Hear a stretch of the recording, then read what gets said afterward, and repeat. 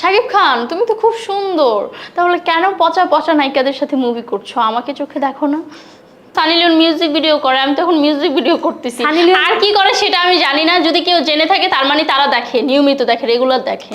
অবশ্যই আমি খাটের রানী, কারণ হচ্ছে আমি খাটে উঠে দেখবেন আমার ফেসবুক পেজে এখনো ভিডিও আপলোড করা আছে যে আমি খাটে উঠে প্রচুর নাচানাচি করি, তো এই জন্য আমি আমাকে খাটের রানী বলে। আপনার বাসায় কি বসার চেয়ার নেই, ড্রেসিং টেবিলের উপর যে বসে বসে ভিডিও বানান? ওটা আমার ভালো লাগে, কারণ ওইখানে হচ্ছে আমার গ্লেমারটা আসে।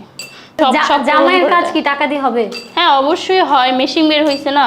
সুগার ড্যাডি অফার দিলে আগে তার দাড়ি মোজগুলো টেনে টেনে ছিঁড়বো, কারণ তার এত শখ কেন কড়া কড়া মেয়েদের সাথে ডেট করবে? দাড়ি মোজ যদি না থাকে তাহলে অন্যটা ছিঁড়বো।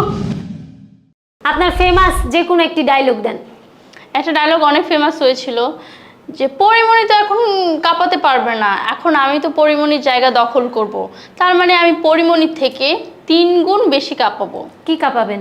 সিনেমা। আপনি নাকি বাংলাদেশের সানি লিওন? এটা হচ্ছে সবাই বলে,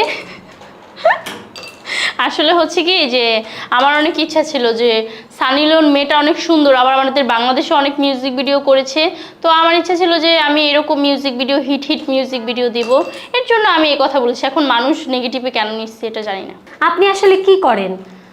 আমি আসলে আগে মডেল, তারপর টিকটক করি, দেন হচ্ছে ইউটিউবে একটু টুকটাক ব্লগিং করি, ড্রেসের একটা বিজনেস আছে, আপাতত এগুলোই করি।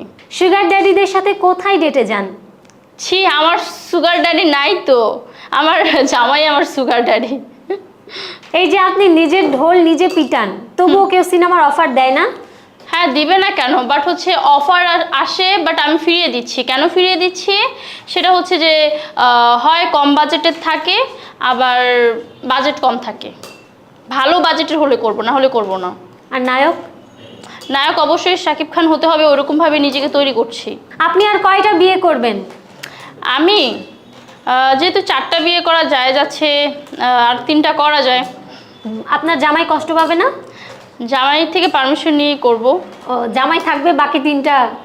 হ্যাঁ বাকি 3টা। আপনি নিজেকে খাটের রানী বলেন, খাটের রানী বলতে কি বোঝান?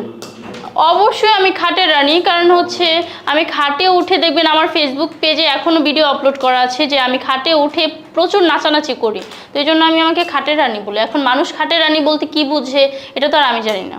আপনার স্বামী কি আপনাকে খুশি রাখতে পারে?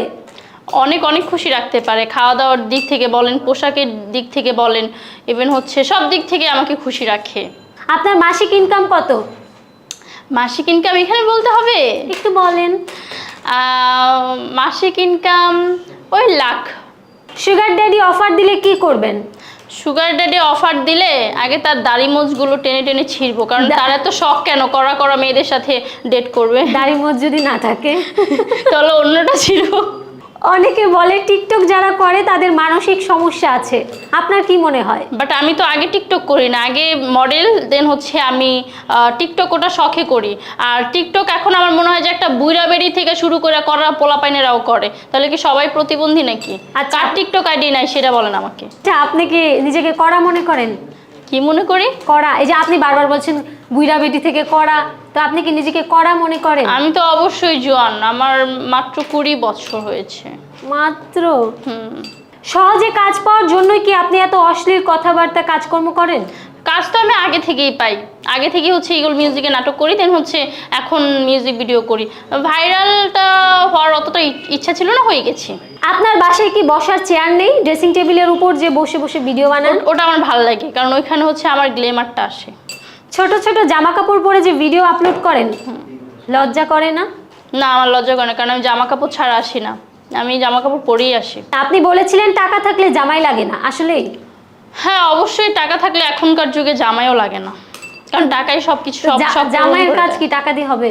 হ্যাঁ অবশ্যই হয়, মেশিন বের হয়েছে না। আপনি একটা ইন্টারভিউতে বলেছেন সানি লিওন যা যা করে আপনিও তাই করবেন। হ্যাঁ, তো সানি লিওন মিউজিক ভিডিও করে, আমি তখন মিউজিক ভিডিও করতেছি। আর কি করে সেটা আমি জানি না, যদি কেউ জেনে থাকে তার মানে তারা দেখে, নিয়মিত দেখে, রেগুলার দেখে। আপনি দেখেন না? না ভাই, আর কিছু দেখি না, মিউজিক ভিডিও ছাড়া আর কিছু দেখি না।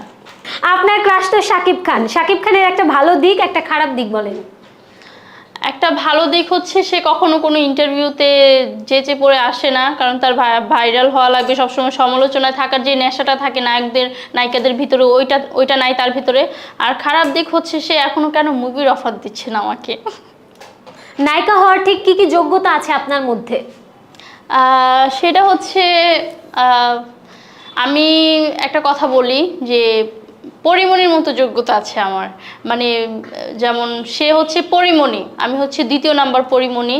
তো আমি দেখতে মাশাআল্লাহ মোটামুটি সুন্দর আছি, আর পাবলিকের মন জয় করতে পারি, অনেক ছেলেরা আমার উপর ক্রাশ খায়। নায়িকা হতে হলে এমন হতে হবে যাতে সব পোলাপাইন রাতে ঘুম হারাম হয়ে যায়, এরকম হতে হবে নায়িকা হতে। আপনার জন্য কয়জনের ঘুম হারাম হয়েছে? অনেকের, সেটা অনেকে আমাকে মেসেঞ্জারে বলো যে আপু কাম তো সাইরা ফেলছি।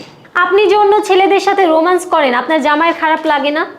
কেন খারাপ লাগবে? আমি তো নায়িকা, তার বউ একটা নায়িকা, সে আমার সাথে হচ্ছে খুবই ফ্রেন্ডলি। আর যদি মাইন্ড করে তাহলে সে কিসের জামাই হলো? একটা জামাই হতে হলে বেস্ট ফ্রেন্ডের মতো হতে হবে, তাই না? আচ্ছা, আপনি শাকিব খানের উদ্দেশ্যে, মানে শাকিব খান যেন আপনাকে মুভিতে নেয়, সেজন্য কিছু একটা বলেন। আচ্ছা, তাহলে আমি সাকিব খানের উদ্দেশ্যে একটা মেসেজ ড্রপ করতেছি। ওকে। আচ্ছা, শাকিব খান তুমি তো খুব সুন্দর, তাহলে কেন পচা পচা নায়িকাদের সাথে মুভি করছো? আমাকে চোখে দেখো না। আপু একদম লাস্ট একটি ডেয়ার, আপনি যে টিকটক করেন, বিভিন্ন ধরনের এক্সপ্রেশন দেন, আমাদের সামনে কিছু একটা করে দেখান। নেতা থেকে অভিনেতা, আমার স্টাইলে সবাই ফিদা, কবে আসবে আমার সেই হিরো, কবে আসবে আমার সেই হিরো, করব যখন হিরোর গালে কিস, ঠোঁটে লাগাবো লাল লিপস্টিক।